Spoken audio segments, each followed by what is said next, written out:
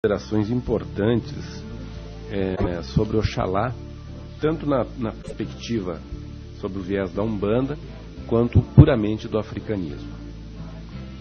É bom lembrarmos também, e isso serve como nota de rodapé, que os orixás, a sua origem cultural, ela é africana, sobretudo na Nigéria. Mas, teologicamente, ela é universal. Então, nós entendemos que na cultura iorubá, a denominação dos orixás, por alguns também chamados os inquices, os vuduns, enfim, essas divindades, é de origem africana, da África Negra. Teologicamente, ela tem essa roupagem, com essa nomenclatura, mas mesmo na cosmovisão universal, nós temos que entender que os orixás pertencem à humanidade. Bom, então vamos falar sobre os orixás, como a Umbanda percebe a energia de Oxalá. Oxalá, segundo a percepção umbandista, é vertido da energia em vida, inefável, infinito, atemporal, e expressa-se em amor e sabedoria. Tanto é que o Mestre Jesus, cuja imagem se encontra entronizada nos congás de todos os templos de Umbanda, é visto pelos umbandistas como um filho dileto do orixá, do Oxalá. Sua virtuosa exemplificação de vida em prol dos semelhantes atesta plenamente um estado de ser crístico, cósmico e real. Então, esse estado de ser crístico,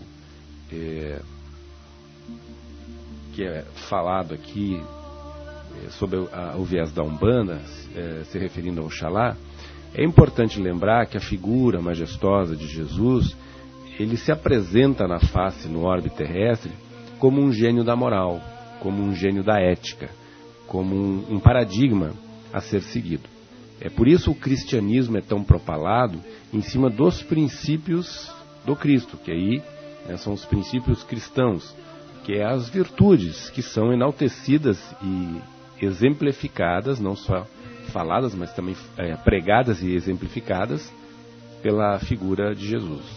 E através dessa atitude de Jesus, através do seu comportamento, como existe o sincretismo na Umbanda, por exemplo, como é o caso de Ogum ser associado a São Jorge, por representar um soldado romano, Santa Bárbara em Ançã, não haveria outra roupagem para simbolizar melhor Oxalá do que se não fosse a figura majestosa de Jesus Cristo. Por que essa associação? Exatamente porque Jesus ele resgata muitos dos aspectos entendidos que é presente na energia de Oxalá para os africanos, assim posteriormente pelos umbandistas. Entre elas, essa questão da lisura, essa questão de trabalhar os aspectos morais e trabalhar os aspectos éticos, mas não esse moralismo castrante, castrador, esse moralismo cultural que acaba muitas vezes criando mais dano do que fazendo ampliação de consciência, como nós vemos em algumas culturas, que os terrorismos que acontecem em nome de uma falsa moral. Então, essa apresentação de Jesus, essa aproximação de Jesus com Oxalá, ela me parece extremamente compatível. E quando se diz que Jesus é o filho dileto de Oxalá, é porque ele enaltece, ele exala as características exatamente do orixá Oxalá, como é entendido em África. Mas vamos adiante. Só quis fazer um parênteses aqui. Oxalá empresta à natureza dos seus fiéis, que o tenham como orixá de frente, orixá de cabeça, ou seja, aos seus filhos, consoante suas vibrações e esforços próprios, sentimentos de altivez, desapego, dignidade, recato, perfeccionismo e certo mutismo. São ordeiros, um tanto temperamentais e difíceis na convivência social. Talvez pressentirem o quanto de espúrio existe na sociedade humana. eivada de hipocrisia, ambições e falsidade. Gostam de cores claras e são exageradamente limpos de corpos e no ambiente onde vivem. Generosos, prudentes, humanitários, trazem o senso da unidade. Seus defeitos, e aí entram como em outros casos, as tendências negativas da natureza humana, e não do orixá. São o sentimentalismo, intransigência, hábito de tudo, reparar, injustiça e abandono.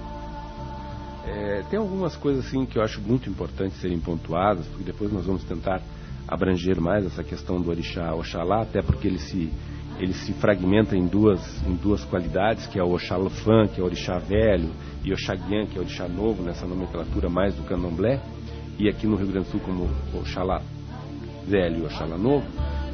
Vamos pensar algumas das características aqui. Por exemplo, ele empresta à natureza dos seus fiéis que um tenham como orixá de frente ou de cabeça, consoante suas vibrações e esforço próprio, sentimentos de altivez, desapego, dignidade, recato, perfeccionismo e certo mutismo.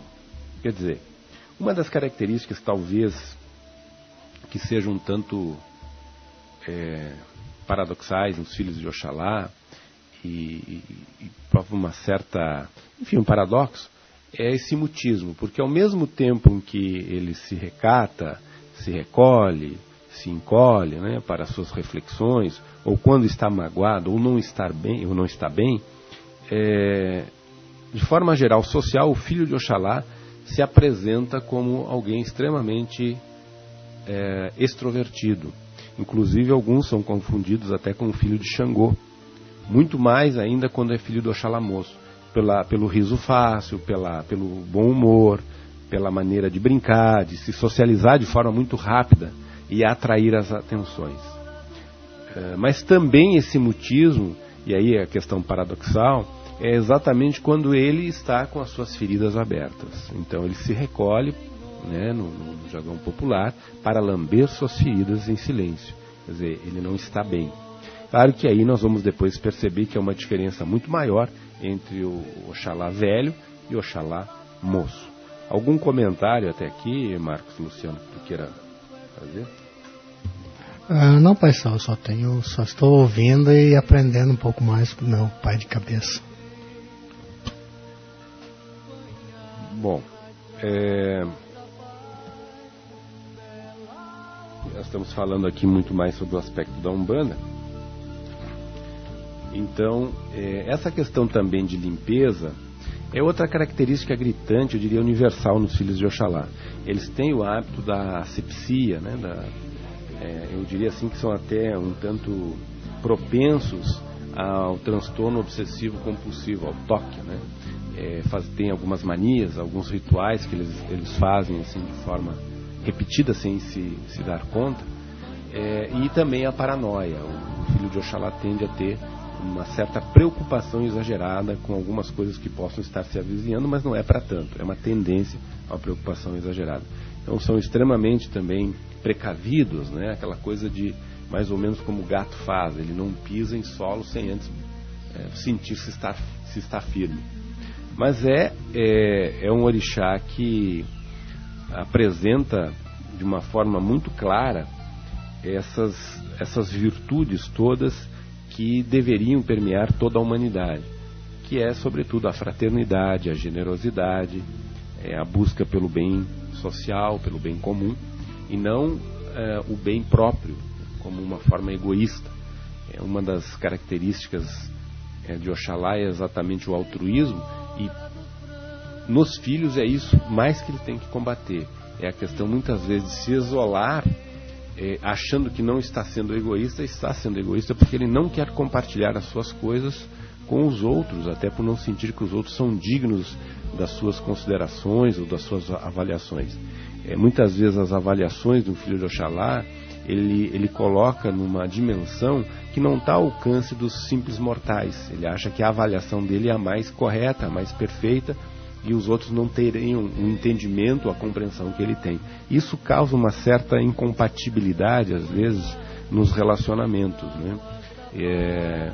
E é muito comum o filho de Oxalá não querer compartilhar os seus sentimentos, os seus pensamentos internos, por achar que as pessoas não têm nada a ver com isso, né? É algo que está no seu interior e, portanto, cabe somente a ele fazer a sua avaliação e não quer a opinião de ninguém. Mas, no entanto, muitas vezes nos outros ele opina, ele se intromete de uma forma, muitas vezes, assim, com uma ingerência. Então, são algumas características muito generalizadas, é verdade, porque cada ori é um ori. Nós temos uma confluência de orixás, não é só um, tem os orixás satélites, os orixás paridores, os orixás que são os ajuntós, que vão mesclando cada filho com suas próprias características. Nenhum pode ser igual ao outro, né? Então, nesse primeiro momento, essas considerações preliminares que eu quero fazer, vou pedir gentilmente ao Diego de Baralodê que liste os nossos apoiadores, coloque um ponto de Exu para nós começar bem, depois retornaremos com os questionamentos sobre Oxalá. Mas tem muito mais para falarmos sobre esta grande energia, este grande orixá, o patriarca dos orixás, o grande Oxalá.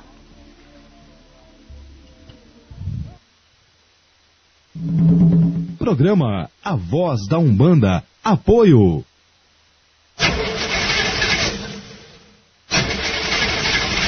Automecânica Medeiros, situada à Rua Barão do Amazonas 624, bairro de Lázer. O fone é o 543229-6340.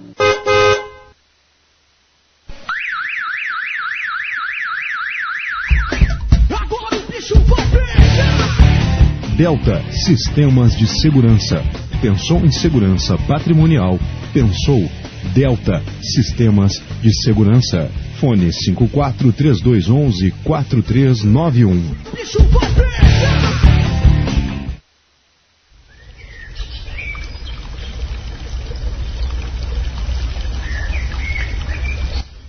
Ervanária São Carlos, Rua Guia Lopes 673. O fone 543027-3729. Ervanária São Carlos.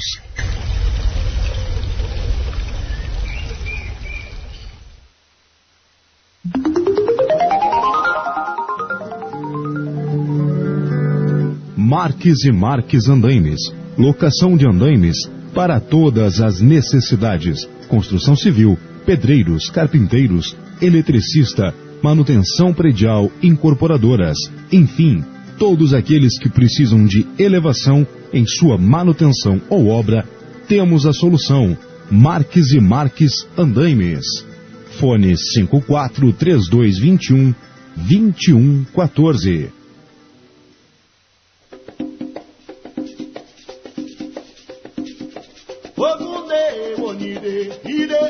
Reino de Ogum Onira, situada à Rua Fernão Dias, 332, bairro Sagrada Família. O fone 543222-8163. Eu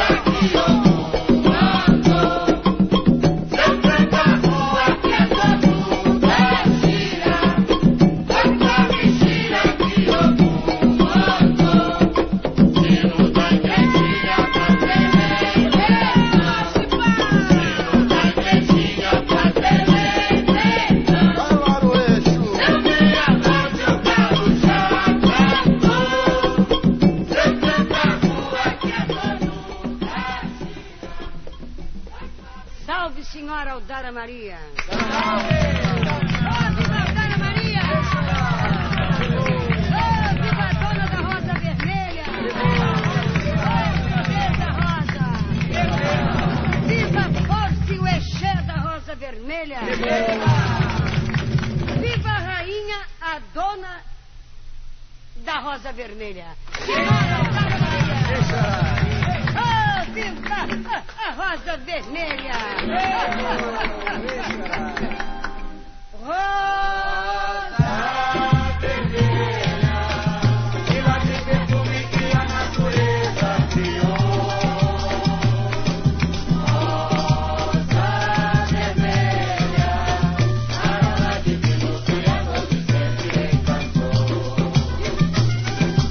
Rosa Vermelha, ela tem perfume que a natureza criou.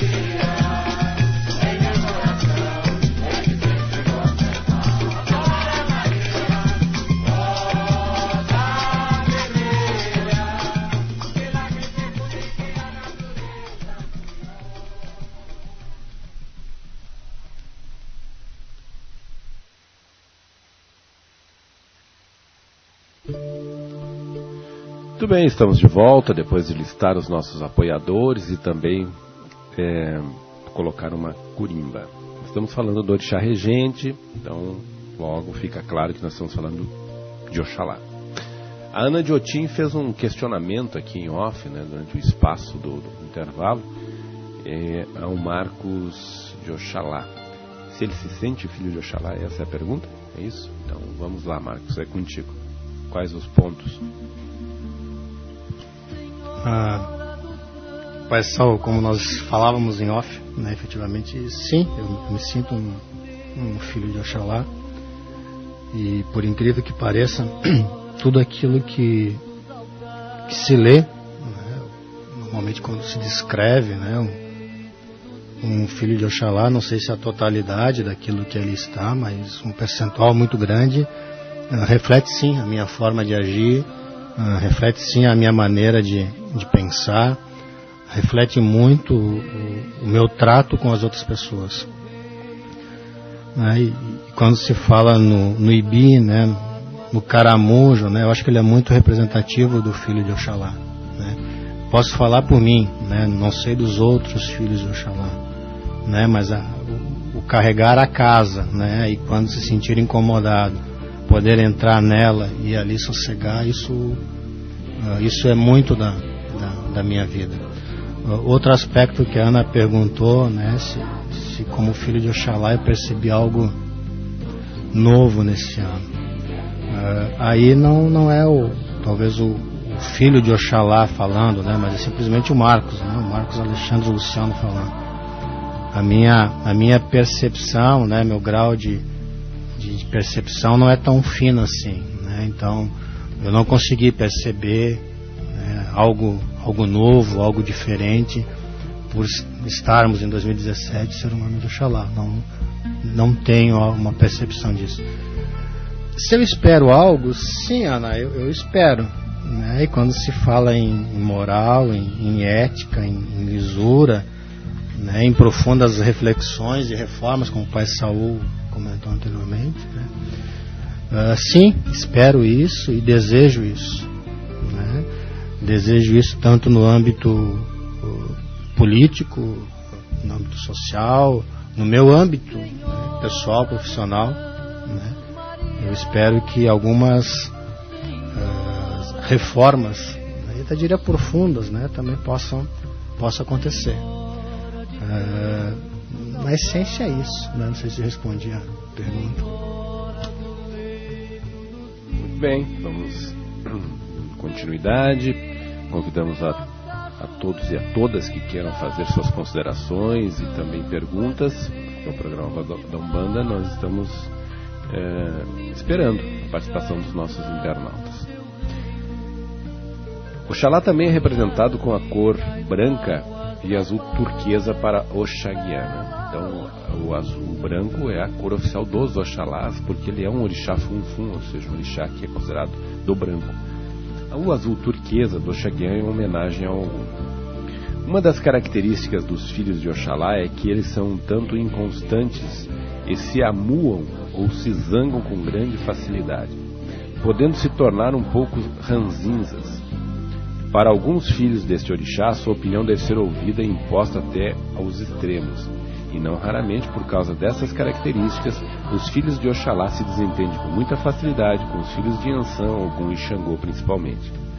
São também pessoas de grande capacidade de liderança, tornando-se não raras vezes líderes em suas comunidades ou ambiente de trabalho, pois inspiram com muita força através do seu discurso. Sobretudo, os filhos de Oxaguian são bons oradores e falam muito bem e, na maioria das vezes, podem até ter talento para escrever. Os filhos de Oxalá são calmos, responsáveis, reservados e de muita confiança. Seus ideais normalmente são elevados até o fim, mesmo que todas as pessoas sejam contrárias às suas opiniões e projetos. Gostam de dominar e liderar as pessoas, especialmente filhas deste orixá. Em contrapartida, são muito dedicados, caprichosos, mantendo sempre muito limpos e asseados, né? Ou seja, sempre procurando estar bem apresentados. Procuram ter o máximo de harmonia, inspiram muitas vezes respeito e exigem também ser respeitados. Caso contrário, não há diálogo possível. Eu acho. Os filhos de Oxalá geralmente perdoam facilmente. Sabem ver que sentimentos negativos só atraem coisas ruins. Sabem conquistar com seu jeitinho elegante, refinado e sincero. São calmos, muitas vezes até dóceis. Na maioria das vezes andam com a postura reta, representando a sua natural elegância. Tem gostos caros e aprecia especialmente bebidas também caras. Aqui tem algumas coisas que a gente pode questionar pela experiência, né? Eu não vejo que o filho de Oxalá perdoa com facilidade, né? Via de regra, assim, a maioria, pelo menos que eu conheço, não. Eles são mais resistentes a perdoarem, né? Eles têm uma certa mágoa, guardam aquilo, não querem mais ver a pessoa. Enquanto não devolverem, inclusive, o que foi dito, ou não limparem, né, a sua alma, eles não ficam tranquilos. Aqui quem nos fala é Saul de Ogum, né, pela minha experiência. Eu posso estar equivocado em algumas coisas, mas é o que eu vejo, né, porque o assunto não se esgota. Os filhos de Oxalá também marcam a sua presença naturalmente, né, pela sua tendência à autoridade. Brilham com facilidade em qualquer ambiente, tanto pelo seu porte altivo como pelo dom da palavra, que geralmente está associado a este orixá. Os filhos de Oxalá geralmente são cuidadosos e procuram ser generosos, mas muito perfeccionistas e detalhistas aos extremos. Então, o filho de Oxalá, enquanto as coisas não tiverem com todo o floreio que ele espera, né, com todo buscando aquele garbo, né, aquela presença, com todo o elan, ele não se satisfaz. Ele tem necessidade de tornar algo que seja marcante, eu diria até chocante, algo que que a pessoa fique contemplando aquilo que ele fez, a sua obra, que não seja algo mais ele tem que ser diferenciado. É uma exigência dele consigo mesmo, o filho de Oxalá. Nós poderíamos dizer que todos os orixás também procuram isso, todos os filhos, né? Claro que sim, mas no caso de Oxalá, às vezes chega a ser meio patológico o seu grau de exigência consigo mesmo. Ele não aceita errar, ele não aceita perder. Melhor, não aceita perder. O errar é algo que acontece. Mas o perder uma batalha, né, entre aspas, uma disputa, o sentimento de ser derrotado para o filho de Oxalá é muito dolorido. Ele se corrói com isso, ele fica achando justificativas para tentar rever essa situação.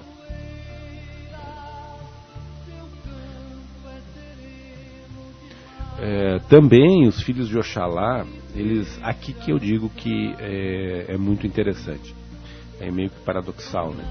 Ele se apresenta alegre, gosta profundamente da vida, e muitas vezes é falador, brincalhão, fanfarrão, ao mesmo tempo é idealista, defendendo os injustiçados, os fracos e os oprimidos. A real é o seguinte, né? O filho de Oxalá, se tu, conforme a situação, falar que a economia está indo bem, ele vai dizer, não acho que está indo tão bem. Se tu disser que a economia está indo mal, ele diz, mas não acho que está indo tão mal.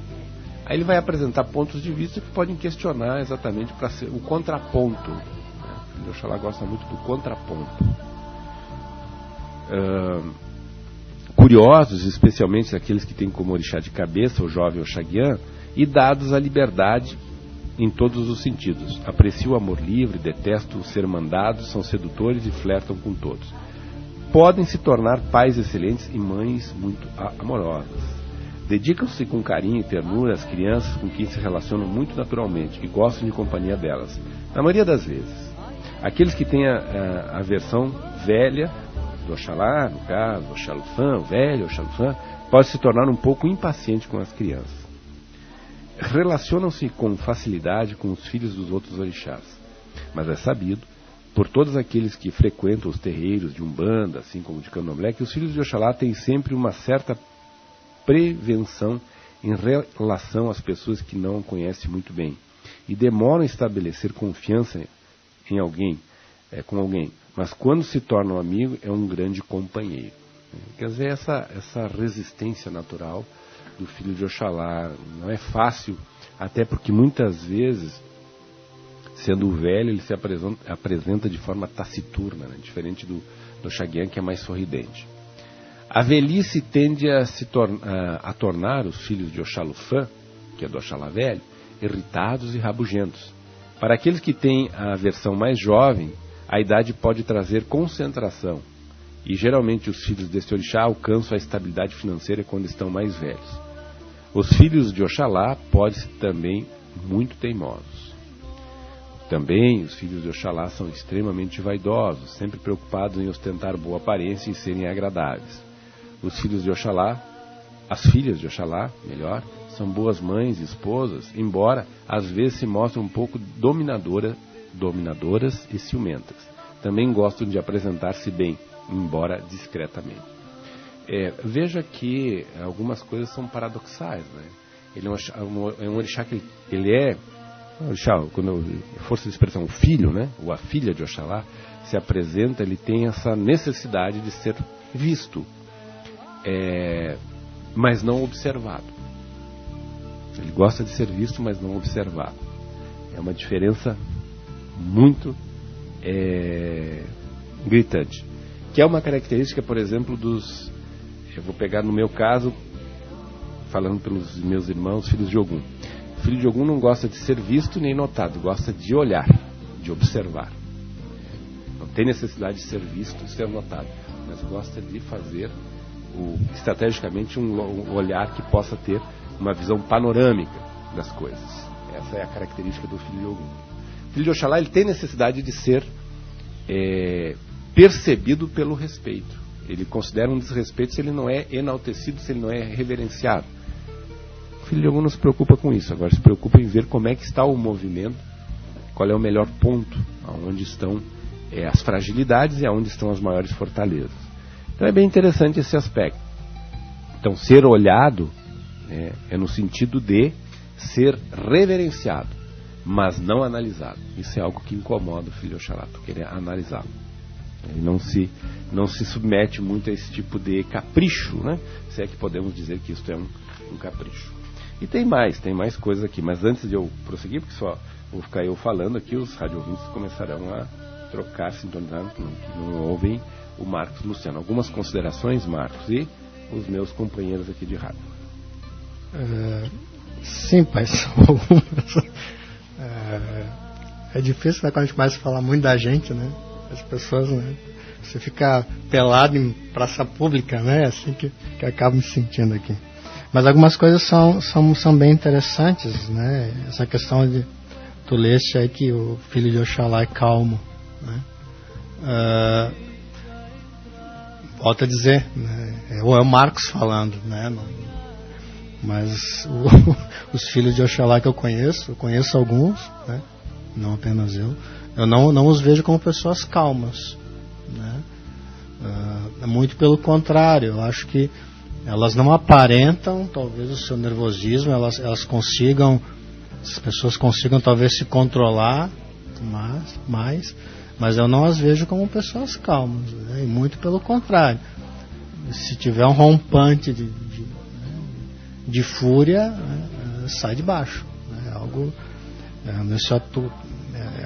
uma mudança radical, né, de atitude, né? Enquanto está ali quieto, ouvindo, né, como se fosse encher o copo, está enchendo o copo, quando ele transbordou, né? Então eu não vejo isso, essa questão do filho de Oxalá ser calmo.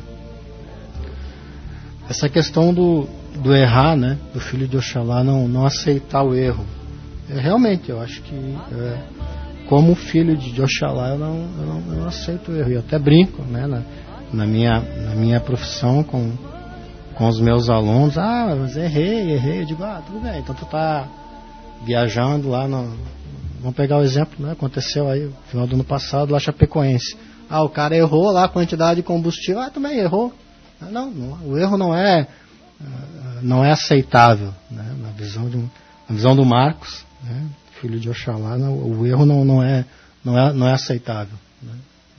Porque o erro vai ter alguma consequência. Outro aspecto importante, né, essa questão do perdoar, né? Embora que nós já falamos isso em outro programa, volto a dizer, é o Marcos falando, né? Eu acho que o filho de Oxalá, ou o Marcos, né, talvez, não tem essa capacidade de perdoar tão fácil assim, muito pelo contrário, né? Eu acho que está associado muito mais talvez a um aspecto de vingança, né? Ele vai recuar, talvez estrategicamente, tá lá, tá ok, vou recuar, ficar na minha, talvez até para alguns, né, possa pensar, não, ele perdoou, ele não, né? Mas na verdade é um recuo estratégico para um avanço né, fulminante no futuro. E essa relação com outros filhos de orixás, né? Tu falaste essa questão com a dificuldade de relacionamento com os filhos e as filhas de Yansan, sim, né? E eu tenho em casa essa grande dificuldade, né? A Larissa de Yansan é minha filha, né? E é muito complicada a nossa relação, né? E parece que não é uma questão de amor ou não ter amor, né? Mas parece que toca sempre nos pontos nevrálgicos, né? Ela é que é o botãozinho que aciona, né? Parece que chega lá, ela sabe, né, como apertar o botãozinho para transformar, né? Com os filhos de Ogum eu não me vejo assim, também nem poderia aqui, né? Meu babalorixá é um filho de Ogum, mas não me vejo assim, né? Eu não tenho essa percepção com os filhos de Ogum. E num grau menor, sim, eu tenho com os filhos de Xangô, né? Talvez pelo fato né, não sei se isso é uma característica de todos, né? Mas os filhos de Xangô gostam muito de falar nessa questão, né? E talvez como filho de Oxalá eu prefira um pouco mais o silêncio, né? Então isso acaba perturbando, né? O ruído, o barulho, muita fala isso, né, perturba, né, pela necessidade do silêncio, pela necessidade de estar lá dentro do seu ibi, né, tranquilo e calmo.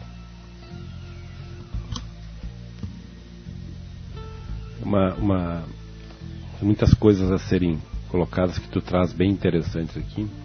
Tem um ditado árabe que diz assim: o excesso de palavras aborrece Amon, quer dizer, a Deus, né?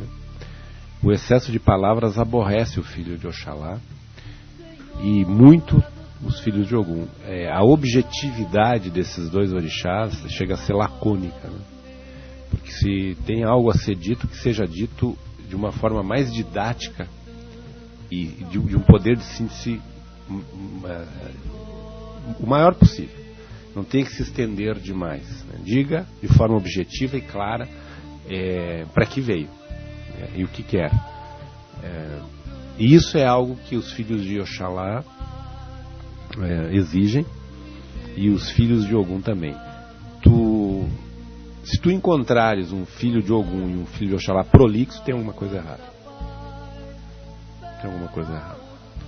Porque a objetividade, né, e a clareza nas ideias são muito marcantes nesses orixás, né? E tem pessoas que vão falar, em vez de se explicar, se complicam e irritam pela falta de harmonia na peça, né, que estão trazendo à luz.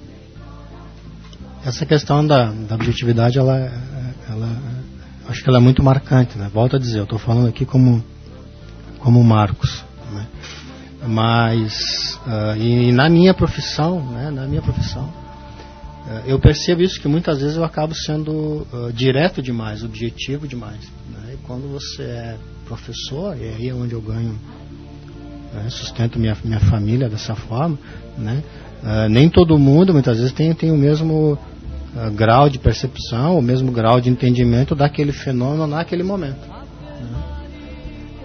E a objetividade, aí ela passa a ser um aspecto muito negativo, né? Porque muitas vezes tu acaba simplificando etapas, né, que dificultam a compreensão de outros, né? Que tu parte do princípio, não, se eu falei, todo mundo entendeu, é isso. Não, e muitas vezes não é, né? Mas então, essa questão sendo objetividade é algo muito, muito claro, né? Muito nítido, e é algo que às vezes não é benéfico, né? Para algumas situações eu diria que ele até é maléfico, né? Pela necessidade de não explicar bem o que precisa ser bem explicado. Outra coisa interessante que tu falaste, Marcos, que tu não te consideras, né, calmo, né? Ou melhor, os filhos de Oxalá de um modo geral. A verdade, o termo adequado, eu lembro que isso foi uma fala que eu ouvi, e eu considero um mestre, é o King, né, o professor King, que ele disse num curso que eu fiz com ele sobre os orixás, que ele diz assim, todo mundo acha que o filho de Oxalá é calmo. Não, ele não é calmo, ele é ansioso, ele é passivo, ele é de passividade. Ele é um orixá que os filhos desse orixá, eles não estão buscando de forma inconsciente, como é no caso dos filhos de Ogum, a belicosidade, a guerra. Os filhos de Ogum inconscientemente estão buscando atrito ou demandas para se atritarem. O filho de Oxalá não tem esse pensamento, mas se tu tirar ele do prumo, se tu tirar ele para uma situação de conflito, tu vai encontrar alguém extremamente estratégico, com uma estratégia muito bem elaborada, aguerrido, extremamente furioso e vingativo. Essa é a explicação, mas de forma geral ele é passivo. Por exemplo, o filho de Oxalá, ele tem ainda, e talvez aí entre a tua virtude enquanto fazendo parte do corpo docente da UX, que é ouvir. O filho de Ogum tem uma dificuldade muito grande, né? A impaciência em ouvir, porque quando tu diz assim, o aluno já vem com a historinha para ti, tu já sabe onde ele quer chegar, até tu ouve. Eu tenho uma dificuldade muito grande para deixar o cara terminar. Eu digo, pô, tá roubando meu tempo. Eu sei o que tu quer dizer, não precisa. E talvez o filho de Oxalá até ouça e depois devolva em resposta, né? Mas essa é uma dificuldade dos filhos dos orixás, talvez do Bará também, não sei. que fica difícil, né, me transportar para um outro arquétipo, mas o que eu sinto é essa dificuldade quando a pessoa vem te contar algo que tu já sabe onde quer chegar. Mas não precisa chegar até o fim da reza, né? Já sei onde tu quer, já sei o rosário. E como professor, tu lida com turmas e turmas e turmas. Quantos alunos, quantos acadêmicos já passaram pelas tuas mãos e estão passando? Tu percebes quando o aluno vem te enrolar e tu sabe onde ele quer chegar e tu espera, ou tu antecipa o corte? Não, eu espero, sento, conta a tua ladainha, conta a tua história triste, e aí eu pergunto, e daí? Não. Vai querer sim ou não? Não. Eu sou muito conhecido, né? As pessoas, pode fazer isso, parará. Mas eu vou dizer sim. Mas eu vou dizer não. E a pessoa fica com aquela cara de espanto, né? Porque ela esperaria toda uma retórica, né? Para justificar, dizer não é. Pronto, acabou e deu. Né? Não tem que se conversar muito, mas eu ouço, né? E está na cara, está escrito, né? Na cara do cidadão ou da cidadã que aquilo não é verídico. Então eu tenho essa percepção, sim, e essa questão da passividade, né? Eu acho que é uma dificuldade, volto a dizer, né? Estou falando como o Marcos, a dificuldade de tomar uma posição, né? Talvez o filho Chá, ele pensa, né? Ele pondera isso, ele pondera aquilo, ele pensa de novo, ele vai refletir, né? Tem uma dificuldade muito grande talvez de se posicionar, de colocar fim, talvez em algumas coisas, né? Da sua vida, né? Ele é muito fácil colocar fim nas coisas dos outros, né? Para cortar as coisas dos outros, ele corta com muita facilidade. Mas cortar, né? Tomar alguma decisão na sua vida, é difícil isso. Né? E se o Edson de Oxalá está ouvindo, né? Ele sabe que muita gente conversa, eu precisava de alguém, né? E talvez essa percepção. Então acho que em algum momento nós somos muito passivos, né? Nós temos dificuldade de tomar a posição. Mas chegou, basta. Né? A gente pensa muito para realizar isso. Né? E aí talvez isso esteja associado a essa questão da passividade. Muito bem, eu quero aproveitar aqui e externar um fraterno abraço e obrigado pela audiência, José Cláudio de Oxalá e Tatiana de Ançã, que diz que estão gostando muito do programa. Muito obrigado por vocês estarem sintonizados, né, conectados conosco aqui. Também eu quero aproveitar, Marcos, tu me ajude, enfim, prestar uma singela homenagem e parabenizar que fizeram a manutenção lá não só no Reino dos Orixás, mas também no Monumento ao Orixá Ogum. Eu vi algumas fotos. Isso deve ter mais uma vez também a ver com o Ezequiel e o Edson de Oxalá. E não sei mais quem, eu não quero cometer nenhuma injustiça, tu me ajuda a então listar aí os responsáveis pela... Isso. Nesta semana, se não estou enganado, o Edson de Oxalá e o seu Ivan de Xangô, né, foram mais uma vez lá no monumento ao Ogum, né, fizeram a limpeza, né, o corte da grama, a varrição, né, o levantamento de algumas oferendas que estão lá. Então, mandar um forte abraço e agradecer, né, esses dois grandes batalhadores. E no início de janeiro, não me recordo o dia, foi dia 30 de dezembro. Né? Dia 30 de dezembro fizemos a limpeza no Reino dos Orixás, que era sexta-feira à tarde, né? Estávamos lá fazendo a limpeza do Reino dos Orixás. Estávamos eu, o Ezequiel, o Edson, seu Ivan e o Tiago. Né?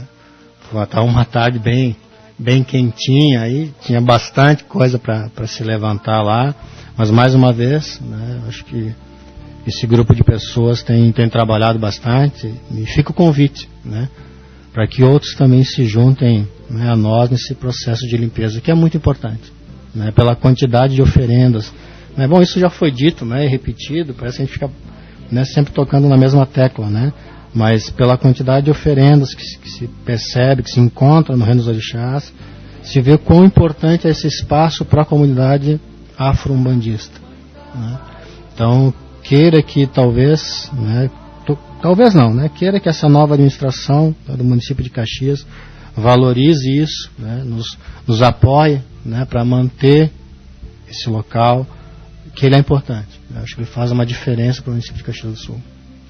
Bem, Marcos, muito obrigado. Eu quero então parabenizar todos vocês por esse trabalho, que ele é um trabalho muito significativo mesmo para o afro-umbandismo, pelo que ele representa. Então eu queria fazer essa singela homenagem a vocês que são os responsáveis pela manutenção desse espaço. Então, parabéns. Eu vou pedir, Diego, que tu liste mais uma vez os nossos patrocinadores e coloque aí um ponto ou uma reza de Oxalá. Fique aí, nós já retornaremos para continuar falando um pouco da mediunidade dos filhos de Oxalá. Programa A Voz da Umbanda. Apoio.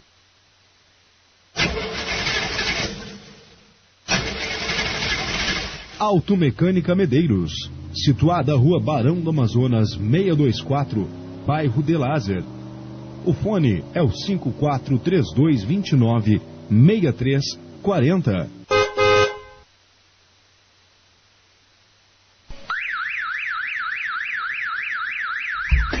Agora o bicho vai pegar! Delta Sistemas de Segurança. Pensou em segurança patrimonial? Pensou Delta Sistemas de Segurança. Fone 543211-4391. Bicho vai pegar!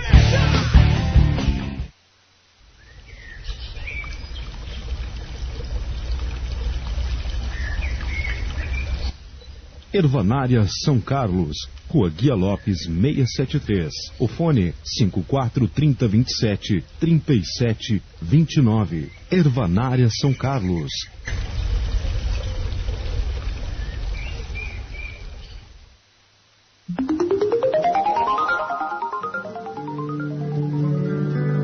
Marques e Marques Andaimes.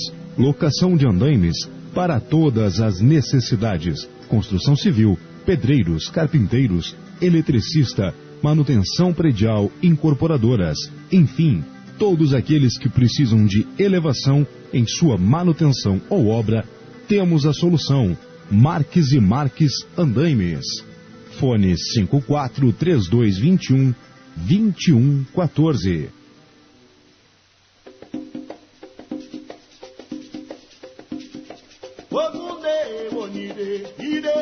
Reino de Ogum Onira, situada Rua Fernão Dias, 332, bairro Sagrada Família.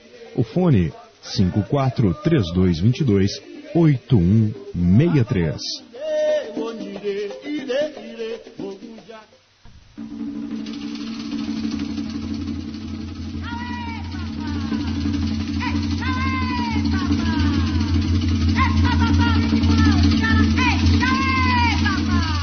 Sexta-feira, visto branco, em louvor a Oxalá. Sexta-feira, visto branco, em louvor a Oxalá. Vai iniciando com fim.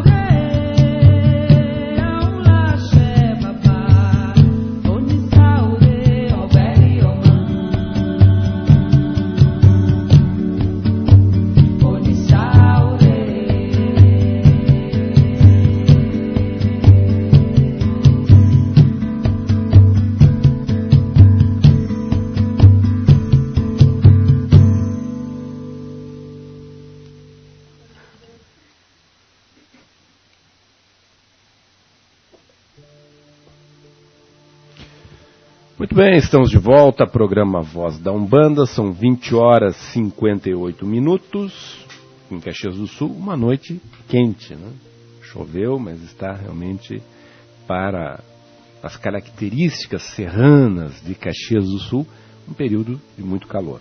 Eu quero externar um forte abraço à comunidade de Passo Fundo, em nome de Tânia de Obá e Pácio de Bará Agelu, que estão na escuta sempre, todos os domingos, estão ouvindo o programa A Voz da Umbanda, né?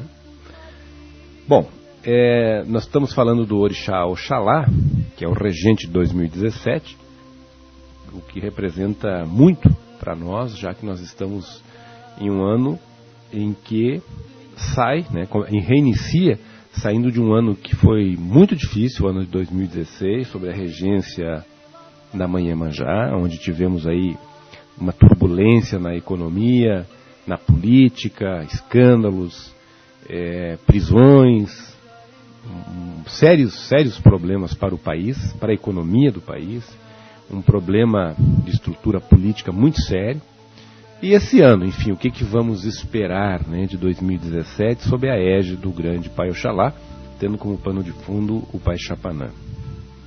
Bom, nós temos que lembrar que o ano que vem é uma expectativa, 2018, que está distante, mas que a pouco já está logo ali, né?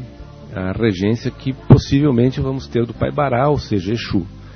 Tendo o Pai Oxalá no ano 2017, e sendo o orixá da lisura, orixá da ética, vai evidenciar muito mais do que o ano da Mãe Iemanjá esses aspectos relacionados à corrupção, esses aspectos que estão relacionados a estas personalidades, né, na política, também no poder econômico, que causaram sérios danos à nação brasileira.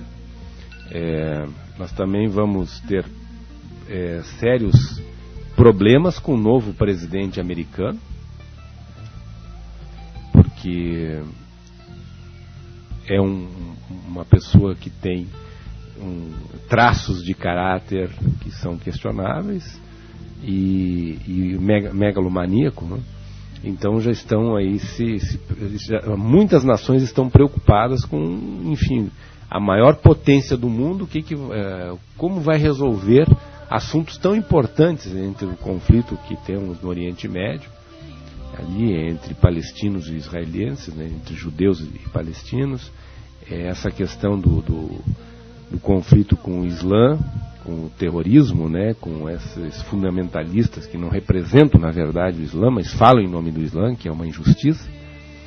Então é um ano que se apresenta exatamente para a envergadura de um orixá como Oxalá, para segurar as ebulições e os fenômenos que vão acontecer em todos os segmentos, sobretudo na economia e na política, e também os fenômenos naturais, porque quando tem Oxalá, é um ano de fenômenos naturais gritantes, assim.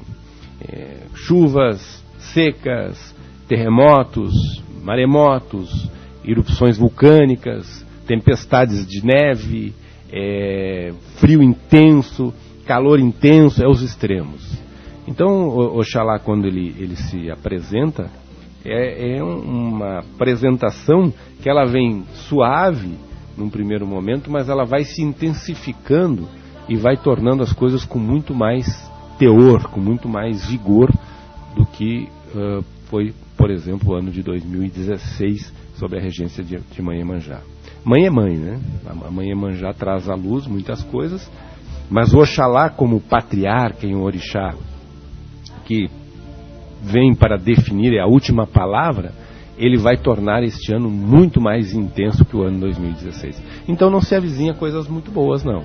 É um ano que vamos ter ainda muitos problemas de ordem econômica, é um ano que vamos ter muitos problemas de ordem política, é um ano que nós vamos ter muitas prisões, muitas mesmo, mas tudo também com definições, aquilo que estava indefinido, por exemplo, essa questão da Lava Jato, que vem se arrastando, que as coisas não...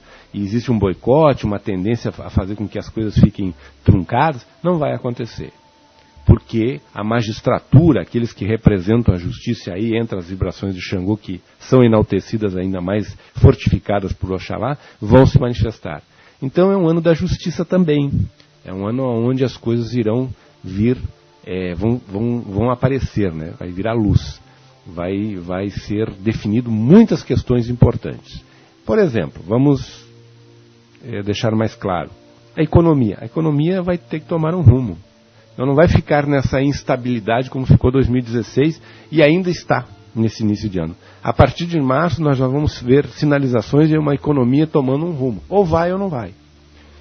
Ou esse governo que assumiu toma uma posição ou cai.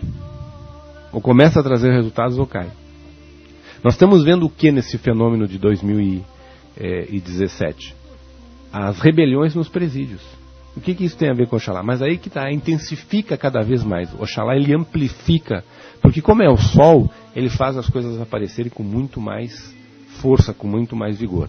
E sob a égide de Saturno, que é Chapanã, com muito mais dor. Então as coisas vão ser muito fortes esse ano, muito contundentes. São dois orixás anciãos que estão, um é ancião, o outro também, então vão ser com muito maior profundidade, com muito maior exigência e uma marca que será deixada nesse ano 2017. Por outro lado, se caminha para resoluções para 2018, dizer, bom, agora temos que fazer isso para colocar as coisas em ordem. Então Oxalá vem exatamente trazer esse ano 2017 uma mudança inclusive interna, uma mudança de consciência, uma mudança sob o viés da espiritualidade. Quer dizer, não é mais essa água com açúcar, as coisas vão ser muito mais contundentes. A espiritualidade vai ser tratada como ela é, não como se deseja que seja, com certas fantasias, com algumas colocadas quando se fala da espiritualidade. Muitas coisas importantes nesse ano de 2017 para tornar, eu creio, a partir de 2018, um ano com mais resoluções ainda, com mais definições em razão desse ano de 2017 que colocará as coisas no prumo, Pelo menos essa é a energia que se tem por experiência do Pai Oxalá. Ele coloca as coisas no prumo. Ele, isso está errado, sai. Isso está certo, fica. Então é um orixá muito exigente nessas questões. A política domina o nosso país. Consequentemente, a economia. Então esses dois assuntos estarão muito ligados, muito mais sinalizados nos meios de comunicação, com resultados chocantes, mas acontecerão resoluções fortes. Veja aí a questão da criminalidade. Mostrou a falência do nosso sistema prisional, que já era anunciado há muito tempo, mas agora virou um caos. Olha, estão decapitando pessoas. Foram 56 na Amazonas, 32 não sei aonde, 27 não sei mais aonde, 12 não sei... Então, quer dizer, numa população carcerária de mais de 600 mil pessoas, maior que Caxias do Sul, tem que se tomar alguma medida realmente mais séria. E Oxalá está trazendo exatamente o esgoto, né, as coisas ruins, para se limpar. O que vão fazer? São seres humanos que estão lá. Muito embora, devedores, tudo, mas o que vai se fazer diante dessa criminalidade? Caxias do Sul está vivendo um caos. A criminalidade em Caxias do Sul nunca esteve tão em alta. Pela proporção, é mais violenta que a própria capital, Porto Alegre, pela proporção. O ano passado parece que se aproximou de 170 homicídios. É muito homicídio. Então nós estamos realmente num ano que ele é transformador. O termo adequado, divisor de águas. É um ano que vai separar o joio do trigo. Marcos, Luciano. E a UX também. Também, pessoal, fazemos parte do sistema, né? Fazemos parte da sociedade e sofremos como a sociedade sofre também hoje. Que bom, né? Que bom que algumas coisas venham efetivamente à tona, né? Que apareçam os lados positivos e negativos, né? Para que depois, num futuro breve, algumas ações possam ser tomadas. Talvez esse lado do Oxalá, né, ele vai ser passivo, né, no mostrar, né, mas talvez não vá ser ele que vá tomar a decisão, e essa decisão seja tomada só em 2018 para acontecer realmente a mudança. Quando tu falou no novo presidente norte-americano, né, o Donald Trump, né, embora eu acho que ele não seja, mas tem um aspecto fanfarrão, né? E aquilo ali para um filho de Oxalá é algo terrível, né? Eu acho que o meu pai Oxalá deve se remoer vendo aquele cidadão como presidente dos Estados Unidos, né? Aquela forma de aparentemente não séria de conduzir, ou, né, não é uma forma justa de fazer as coisas. Então não sei se isso é a minha visão enquanto filho de Oxalá, mas esse cara tem um aspecto muito fanfarrão. Né, que talvez devesse ser um pouco diferente. Quero aproveitar aqui e mandar um abraço ao Ipache de Bará, a Tânia de Obá, e dizer a Tânia que eu me relaciono muito bem com as filhas de Obá, né, que ela é uma dileta representante da mãe Obá. Eu gosto muito da Tânia, gosto muito do Ipache, então um grande abraço a eles.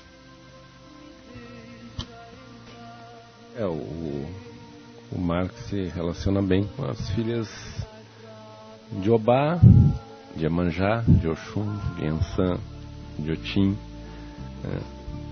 de Nanã. Mas são um sujeito sisudo, né? como já foi dito aí, né? Então eu tenho muitas dificuldades em me relacionar. Mas é uma característica também, fazendo aqui, pegando essa tua fala, o espectro, né, do Oxalá, ele é multicolorido e representa o branco em razão da soma, todas as cores. Essa soma é exatamente isso, ele é um orixá que agrega, é um orixá que soma. Ele é um orixá que sabe, dos apelidos dos filhos de Oxaguian é o camaleão, né? A forte capacidade de adaptação que ele tem às situações e tolerância a dizer, bom, é isso? Bom, então vamos pensar que forma nós vamos suportar essa adversidade. Aí ele tenta se adaptar e dizer, bom, essa é a realidade, não tem choro, vamos se adaptar a isso e vamos tentar desfrutar da melhor maneira possível. Isso é uma virtude, um dom que Oxalá dota aos seus filhos. Essa capacidade de adaptação e de tolerância. Então, na relação com todos os orixás, é evidente que Oxalá ele tem um trânsito mais livre, ele tem uma facilidade, mesmo ficando no verniz muitas vezes, mas ter esse diálogo, né? Ter esse contato, essa dialética. Ele vai falar de uma forma com a filha de Otim, ele vai falar de outra forma com o filho de Ogum, de uma forma com o filho de Bará, mas ele vai interagir. Ele vai conseguir interagir nas diferenças e tentar agregar. Ele não vai criar nenhum tipo de separatismo, ou tentando fragmentar. Ele quer agregar, quer unir, quer trazer coisas importantes para o grupo. Então, o filho de Oxalá se relaciona de modo geral muito bem com todos. É muito melhor, como eu disse, muitas vezes não saindo do verniz ali daquela relação educada, aquela relação fraterna, mas respeitando e buscando ser respeitado. A dificuldade, por exemplo, que já foi falado aqui, com das Iabás, e é um erro crasso, que nós já falamos inúmeras vezes, achar que a menina dos olhos de Oxalá e Ançã. Não é. Isso é histórico em África. É Oxum. Então a facilidade maior do filho de Oxalá, talvez pela doçura, que Oxum se apresenta, pela maneira muito... até um tanto manhosa, né, que é muito característica do Oxum. Essa facilidade, Oxalá gosta disso. Enquanto que orixás mais belicosos, como a Yansan, que é de enfrentamento, ele não se sente, às vezes, meio desrespeitado com essas posturas, né, meio agredido. Até no jeito de ser. Mas ele transita bem, praticamente, com todos os orixás. E há incompatibilidades naturais nos outros orixás, nos outros arquétipos, que no Oxalá não se apresenta tanto. Ele acaba... Se incomoda, ele lida, né, ele se recolhe um pouco. Mas, política da boa vizinhança, tudo bem, tudo ok, tá, e fica naquilo ali, não aprofunda. Enquanto que outros orixás já não querem nem já deixo claro que não querem e pronto. Então eu acho que essa maneira do filho de Oxalá, né, tanto política, mesmo ele demarcando, né, com as suas características, a sua maneira de ser, ele é um orixá que ele tem facilidade de penetrar nos ambientes mais hostis. E muitas vezes levar até uma proposta, uma solução para algo que está em conflito. Quando tu fala nesse aspecto de adaptação, pela tua vivência, a resiliência é uma característica dos filhos de Oxalá? Eu penso que sim, e talvez... Ele tem essa capacidade de recomeçar, de se submeter ao trágico e reconstruir novamente, sabe? Dizer, não, vamos levantar, bater a poeira e vamos recomeçar, vamos tolerar essa dificuldade, suportá-la e vamos transformar isso, ressignificar e vamos recomeçar de novo. Eu penso que sim. Eu penso que Oxalá tem esse continente, essa envergadura de... Não, isso não me assusta. As pessoas nem se apavoram, eles, não, mas eu aguento o tranco, eu vou adiante. Inclusive ele tem até uma certa teimosia em relação a isso, diz, não, vamos ver que material sou feito. É uma capacidade de absorver, né? Absorver. Na engenharia, quando nós falamos em resiliência, né, está associada, é uma propriedade mecânica, né, e ela está associada à capacidade de um determinado material absorver uma energia. Alguns materiais chamados mais duros, né, a energia aposta ali faz com que ele rompa fácil, né? Um material mais resiliente ele consegue se moldar, né, aquela energia e suporta aquilo, né? Tá, tudo bem, tá, em determinado ponto ele pode falhar, mas ele tem essa capacidade de absorver isso, né, e trabalhar dessa forma. Então, quando tu fala assim nessa questão de adaptação, eu acho que é uma característica. E até essa questão de adaptar e não sei se bem relacionar, né, como tu falaste, talvez seja uma necessidade de evitar o conflito, né? Talvez não que no primeiro momento não se deseja o conflito, evitar ao máximo o conflito. Não sendo possível isso, sim, aí se vai para a guerra e, né, se vai para o combate, mas sempre que possível tenta remediar, né, para que o conflito não aconteça, né? Embora muitas vezes o Oxalá novo também seja um Ele está sempre pronto, na ponta dos cascos, com a paranoia de que pode acontecer. Mas, se acontecer, ele não pode ser pegado com as calças na mão. Tem que estar pronto para o embate. Ele se prepara exatamente, é uma frase antiga, né, dos filhos de Oxalá. A guerra dele é pela paz. O que Oxalá luta é para a reconstrução daquilo que é novo, que vai ser inovador. O que Ogum luta é para a destruição daquilo que não presta, que não tem utilidade. Então duas propostas. Ogum dizima, Oxalá, depois da dizimação, traz um novo. Então, onde um termina, o outro recomeça. E aí vem o perfeccionismo. O perfeccionismo é trazer o novo, mas com um meio darwiniano, assim, com uma proposta de evolução, de adaptação melhor, com maior resistência, com maior capacidade, com maior qualidade. Ogum, ele é letal. Ele vai para destruir. Então imaginemos um conflito armado lá no Iraque, se prepara um ataque, um bombardeio, ele vai ter que ser mensurado em todas as suas proporções, e o ataque ele vai ter que ser muito eficiente, ele vai ter que ser aterrador, né, com bombas, com mortandade, para fazer a limpeza. Tem que... Daqueles escombros e daquela mortandade entra Oxalá. Bom, agora vou ter que fazer renascer daqui uma outra proposta. Que tinha que sair, saiu. No presídio ali, a decapitação, a briga, o atrito é a energia de Ogum. Agora vem a intervenção de Oxalá. Bom, e aí? Cada um com o seu cada um. Cada um com a sua especialidade. Lembremos que Ogum é Marte. Oxalá é Sol. Oxalá é luz, é vida. Não é uma destruição. Ele aquece, mas ele não quer matar. Ele quer transformar. Ogum quer destruir. Foi falado aqui, o que mais propicia tecnologia na medicina? O que a medicina, os avanços tecnológicos têm contribuído para a medicina? Dr. Marcos Luciano de Oxalá. Vem graças a quê? Aonde se planta o maior desenvolvimento tecnológico? A guerra sempre foi o mote do grande desenvolvimento tecnológico. A guerra. A engenharia surgiu pela guerra, né? Falando de engenharia, né? O primeiro curso de engenharia é engenharia militar, né? A engenharia surgiu pela necessidade da guerra, né? Em determinado momento se viu que a engenharia ela poderia fazer bem à humanidade. Aí veio a engenharia civil, né? Mas a primeira engenharia que surge é a engenharia militar, é o estudo bélico das coisas. E a partir daí se percebeu que aquele estudo também podia ser, né, beneficiar as pessoas na sociedade de uma forma geral, não necessariamente em guerra, né? Mas sim, é a guerra que faz essa...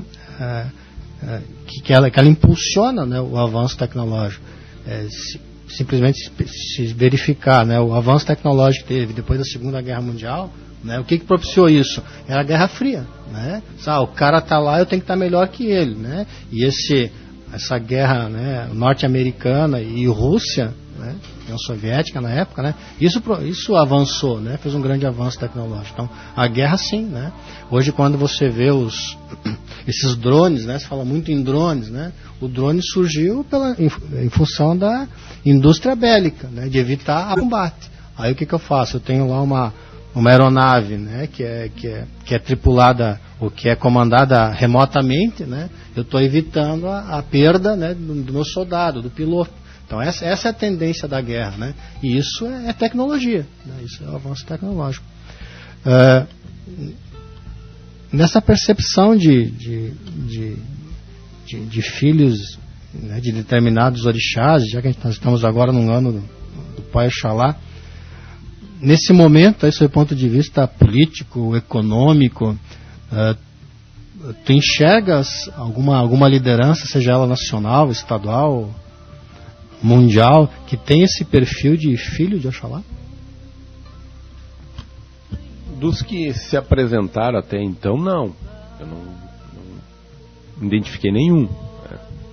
Mas seria muito interessante se surgisse alguém com esse perfil para governar. Eu acho que faria uma boa gestão. Seria um bom governante, um filho de Oxalá, pelos recursos, sobretudo pelos princípios, né, que ele buscaria, se preocupando com a coletividade, não com os seus interesses próprios. Então eu imagino assim,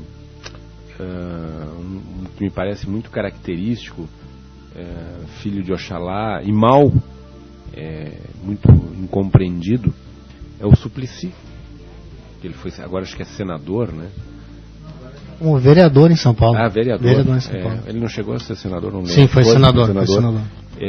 Um cara que escreve muito bem, um intelectual, um homem letrado, extremamente conciliador, né, passivo, tem uma visão ampla, mas muito mal compreendido, assim, em razão da sua postura, até tido às vezes como omisso, o que não é. Teve um vice-presidente, inclusive, que era característico, filho de Oxalá, que eu acredito que deve ter sido no Fernando Henrique Cardoso, que ele dizia, discreto sim, omisso não. Era um bem alto, magro, não me lembro o nome dele, vice-presidente da República, Maciel, não. Acho que era Maciel. Maciel, né? Isso. Carlos, não. Eu sei que era Maciel o sobrenome dele. Muito alto, tá? Ele dizia assim, acusavam ele de omisso. Ele disse, não, omisso não, é discreto sim. Discreto sim, omisso não. Então, eu acho que para um governo que busca agregar, se preocupar com causas realmente sociais, uma visão macro dos problemas, caberia muito bem um filho de Oxalá. Tu bota infelizmente eu tenho que reconhecer que o Jair Bolsonaro é um filho de Ogum, né? Meio, já quer isso, já quer aquilo, já quer uma coisa mais radical, né? Mas é demais, né? Então, eu acho que nessa situação um filho de Oxalá teria essa temperatura certa para aquilo que tem que ser mais rígido e aquilo que tem que ser mais flexível. O vice-presidente era o Marco Maciel. Marco Maciel, obrigado, é esse o nome. Pois é, mas compreendendo o mundo político da forma como é hoje, né? Eu não sei se de certa forma não seria um tanto quanto incompatível nessa questão da também não é questão ética, né, da questão da lisura, né? Hoje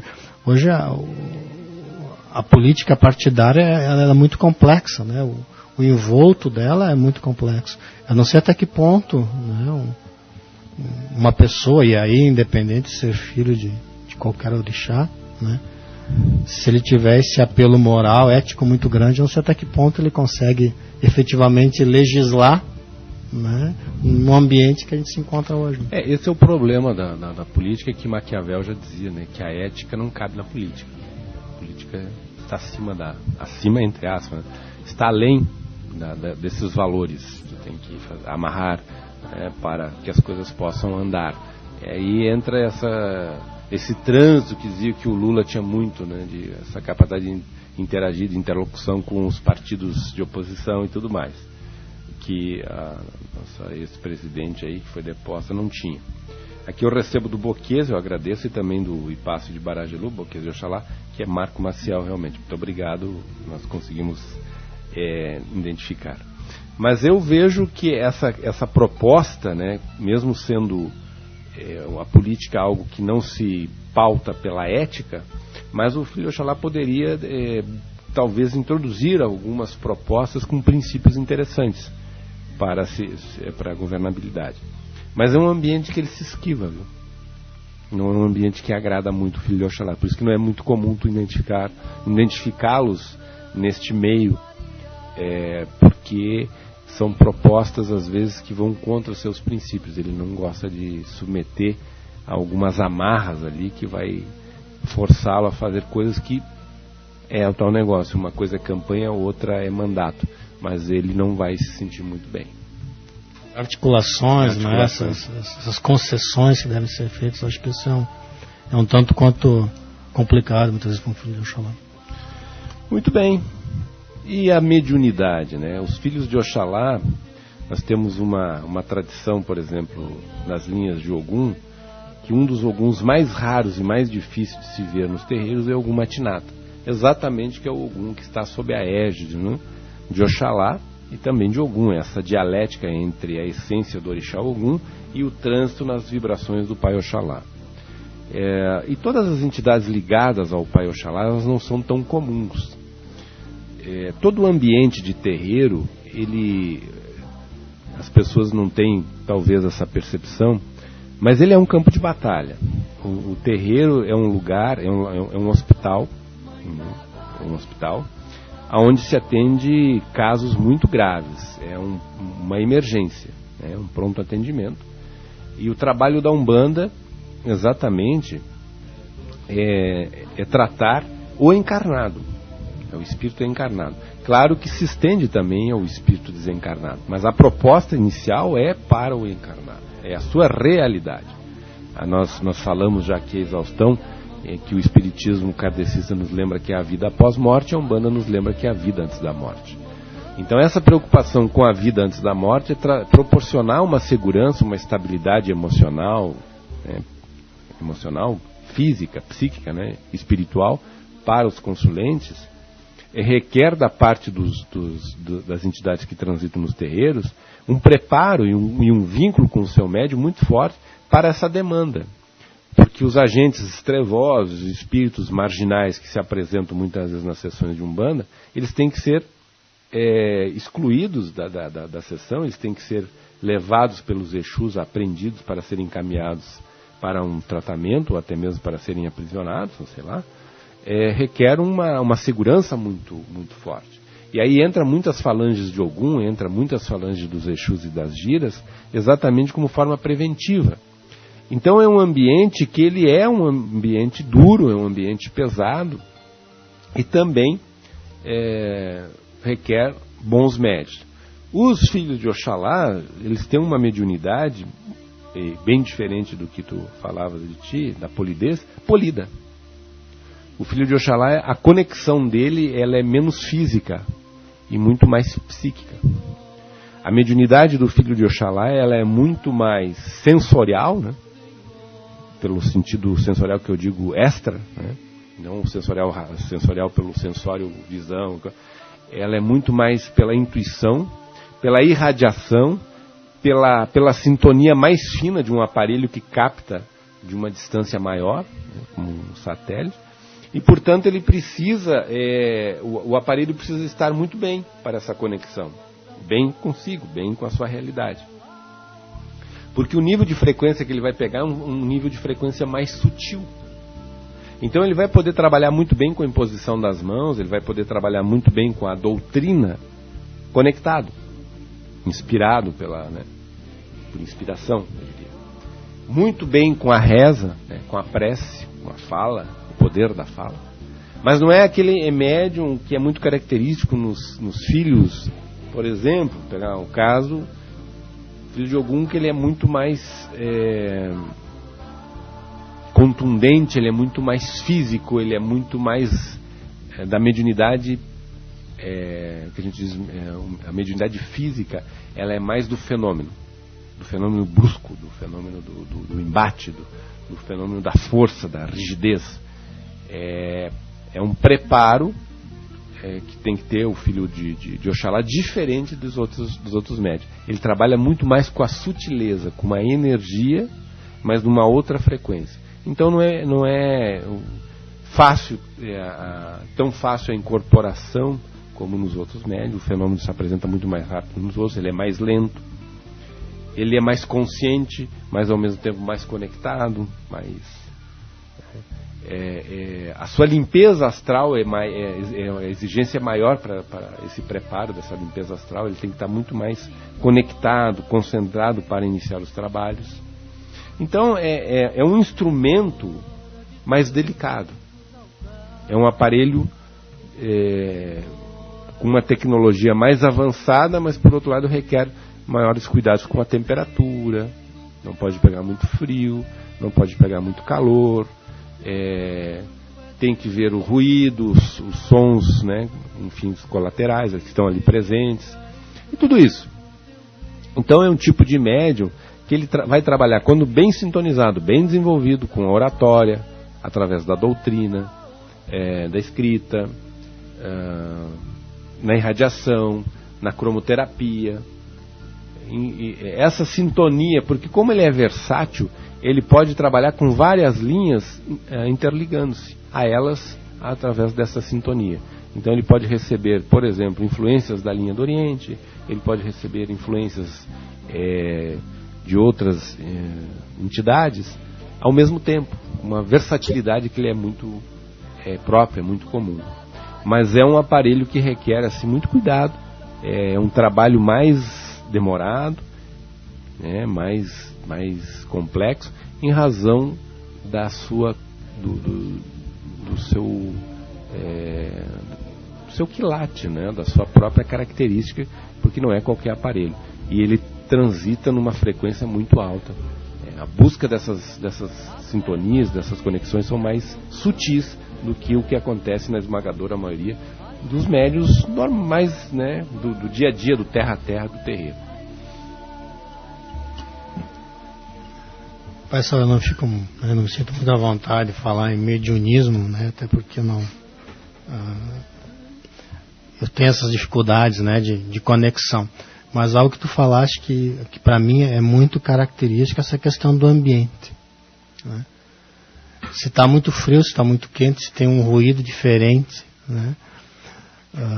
E eu percebo isso muitas vezes quando a gente vai fazer cruzamentos de mato, faz cruzamentos de praia, fizemos aí há uma semana atrás, né? E aí começa a ter vento, está frio, a dificuldade de se conectar é muito maior, né? Quando vai fazer um cruzamento de mata, né, e molha o pé e não sei o quê. Então, ao menos, né, volto a falar, quem está falando aqui é o Marcos, né, mas isso é algo muito característico, né, muito característico. Apesar de ter um ambiente, talvez seja o ambiente tem que estar perfeito, né, as condições têm que estar apropriadas. Se as condições estiverem apropriadas, a conexão ela acontece, senão ela é muito difícil. Então, essa questão do ambiente ela é fundamental, menos no meu caso. Me lembra muito característica de um filho de Oxalá, o João Gilberto, né? Aí ele vai tocar, né? Dizem que ele é gênio, não sei se ele chega tanto, mas falam que ele é um gênio da bossa nova e tal. E aí ele vai tocar, se ele está lá tocando, se tiver alguma fala na plateia, ele já se recusa. Se o ar-condicionado tiver, né, alguma coisa, ele já reclama. Diz que ele já cansou de sair, levantar e ir embora dos shows porque tinha gente conversando, ele considerava aquilo um desrespeito. Então é aquele cara que toca baixinho, fica ali. Então, é a característica dos filhos de Oxalá. Então é uma expressão mais lapidada, mais requintada em tese, que exige uma concentração e uma entrega e um ambiente propício para que o fenômeno aconteça. Não é qualquer, né, chegar ali de pronto vou receber. Não, peraí, não é bem assim. Eu preciso um preparo maior, ou melhor. Essa questão do ruído, né? A minha posição na corrente, né? Agora eu vou falar com o Marcos, né? Posicionado. Não vai falar com o Marcos. Tá como falando com o Marcos. Não, mas é que eu não posso aqui ter o direito de falar como um filho de Oxalá e dizer que todo mundo é igual a mim, né? Não posso ter essa prepotência, né? Mas eu fico muito próximo, né, dos consulentes ali, né? E eventualmente tem criança, tem um ruído, não sei o quê, tá? Isso é extremamente perturbador, né? Extremamente, dificulta muito, né? Eu não sei se para os outros médios também isso acontece, né? Mas volto a dizer, no meu caso isso, né, eu consigo perceber, arrastou o pé, né, sei lá, abriu alguma coisa, esse ruído parece que amplifica, né? O nível de nós somos tão perfeccionistas que nós gostaríamos até da perfeição no ambiente, o que não é possível, né? Logicamente que não é possível. Muito bem, programa de hoje, o primeiro do ano de 2017, Hoje tratando do orixá regente, que é o Pai Oxalá, lembrando que tem também os auspícios importantes do Pai Chapanã. Eu vou pedir para que o Diego de Baralodê liste mais uma vez os nossos apoiadores, coloque agora uma curimba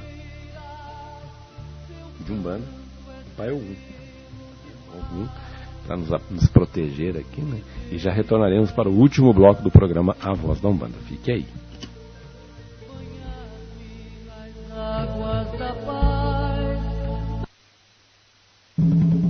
Programa A Voz da Umbanda. Apoio.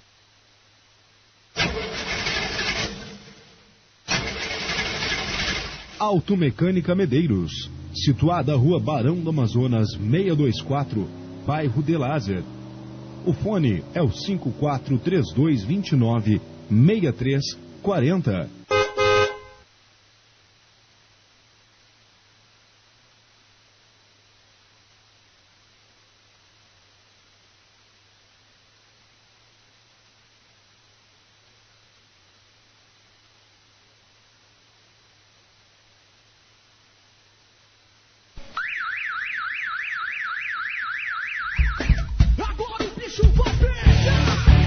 Delta Sistemas de Segurança.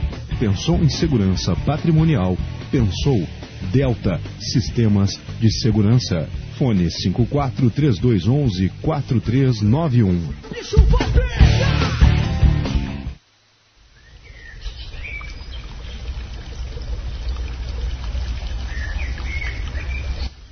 Ervanária São Carlos, Rua Guia Lopes 673. O fone 543027-3729. Ervanária São Carlos.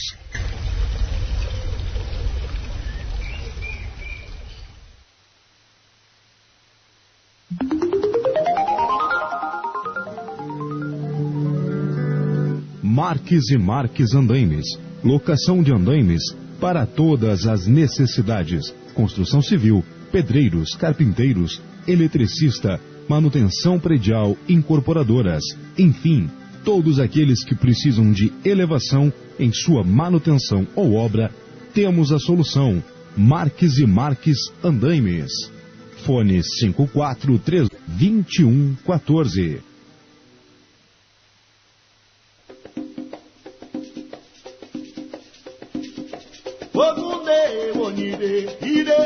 Reino de Ogum Onira, situada à Rua Fernão Dias, 332, bairro Sagrada Família.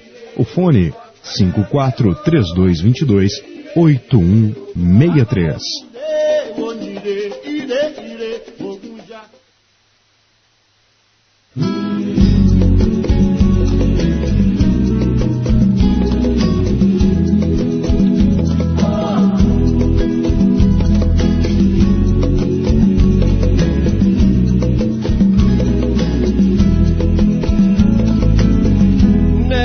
Casa de guerreiro,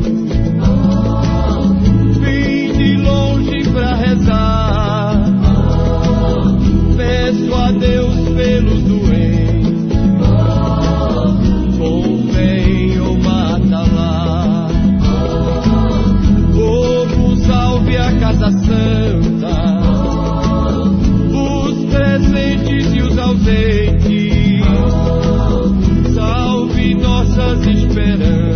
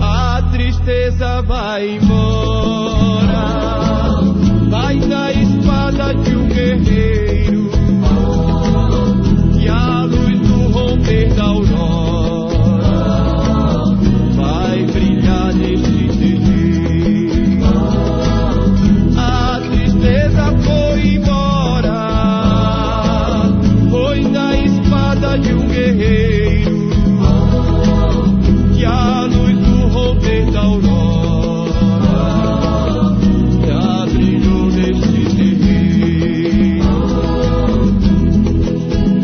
Todo meu pai, todo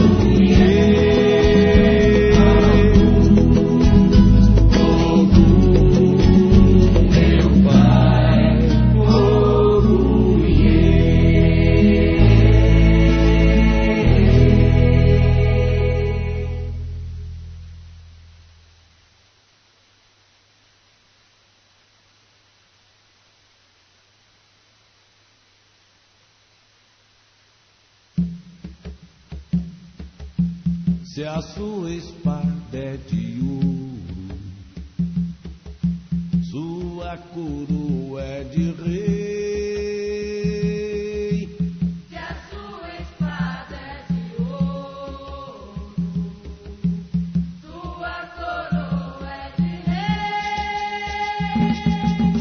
Seu matinata não manda, seu canjira mugongo, o cunhê. Seu matinata da banda, seu canjira mugongo, Se a sua espada é de ouro, sua coroa é de rei. se a sua espada é de ouro, sua coroa é de rei. Seu matinata da umbanda, seu canjira mugongo, o cunhê. Seu matinata da banda, seu canjira mugongo,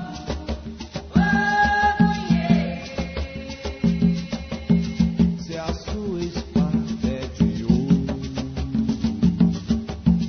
sua coroa é de rei. se a sua espada é de ouro, sua coroa é de rei. Seu matinata da umbanda, seu canjira mugongo, o cunhê. Seu matinata da banda, seu canjira mugongo,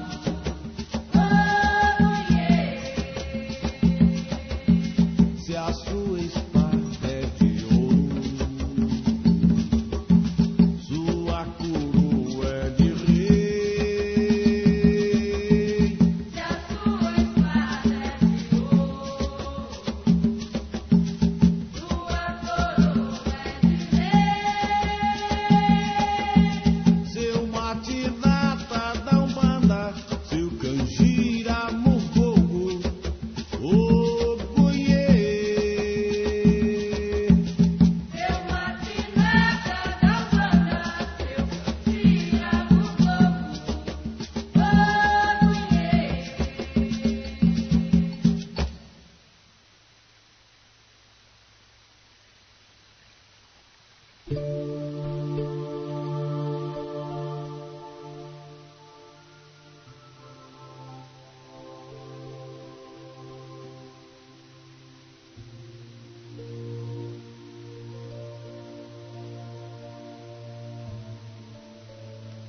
Muito bem, estamos de volta. Hoje o programa foi dedicado, o primeiro programa do ano, não poderia ser diferente, à forte influência do nosso grande patriarca dos orixás, o Pai Oxalá, como regente absoluto, né? Praticamente absoluto do ano de 2017, com a sua participação também, né, no ano de 2017, a participação do Pai Chapanã como pano de fundo, um orixá que ora se apresenta como Chapanã, também na qualidade de Omulu e Obaluaê, grande orixá também, o senhor considerado orixá da varíola, das doenças por epidemias, né? viral e tudo mais. É um orixá que merece todas as nossas considerações e muito respeito. Tanto é que a Totô é silêncio, né? Silêncio. Esse sim é um orixá também do silêncio, do qual nós devemos ter o máximo de cuidado e sempre reverenciá-lo muito. E estará presente, de alguma forma, nesse ano de 2017. Muito bem, Marcos. Eu não sei se tu tem mais algo a acrescentar. Senão as tuas considerações finais para o programa de hoje, primeiro do ano de 2017. Não, pessoal, acho que falamos já demais dos filhos de Oxalá. Se alguém gravou isso, aí temos várias provas, né, contra os filhos de Oxalá. Queria aproveitar a oportunidade, pessoal, de público, né, transmitir um abraço da Remi de Oxum, né, que eu tenho conversado Índia. Que está na Índia, está em Coimbatore, né, no sul da Índia, né, fazendo os seus estudos, as suas meditações, e mandou um fraterno abraço a todos, né. Agora, início de fevereiro, ela retorna da Índia para o Brasil. Agradecer mais uma vez a oportunidade de participar desse programa, né. Agradecer a oportunidade de mais uma vez ouvir um pouco, né, e me conhecer um pouco mais enquanto filho do Pai Oxalá. Agradecer aqui a presença da Ana, do Ezequiel, do Diego, e desejar uma excelente semana a todos, né, e meu fraterno Saravá. Muito obrigado, Marcos Luciano de Oxalá, e também quero externar um fraterno abraço a Remi de Oxum, que está numa viagem muito importante para a sua vida, né? Também como psicoterapeuta, com processo de autoconhecimento, de crescimento, está na Índia. Quero agradecer a presença da Ana de Otim, do Ezequiel de Ogum, o trabalho do Diego de Baralodê, e a todos os internautas que nos acompanharam, prestigiaram o programa desta noite. Lembrando que domingo que vem estaremos de novo com o programa Voz da Umbanda, dando continuidade. Por enquanto o programa Segredos da Alma vai ficar suspenso em razão, porque nós acabamos de dizer que a Remi de Oxum está viajando, né, se aperfeiçoando também. Isso é uma coisa muito importante. Muito bem, então renovo meus cumprimentos a todos os internautas, agradecendo a audiência mais uma vez, convidando-os já para domingo que vem estarem sintonizados no programa, para nós juntos realizarmos mais o segundo do ano. E se aproxima aí, Marcos, o aniversário do segundo ano do programa Voz da Umbanda pela web, né? Que é dia 8, hein? 8 de fevereiro. 8 de fevereiro. Muito bem. Então teremos aí o segundo ano já do programa Voz da Umbanda, a Rádio Voz da Umbanda, nos estúdios da Associação de Umbanda Caxias. Então, meus queridos ouvintes, a minha saudação, e a minha esposa Tânia Regina de Iemanjá também um beijo, e tenho certeza que ela está lá ouvindo o programa Voz da Umbanda. A todos vocês uma boa semana, semana com muito axé e proteção, começando pelo Pai Bará e encerrando com a força e o poder do nosso querido grande Pai Oxalá.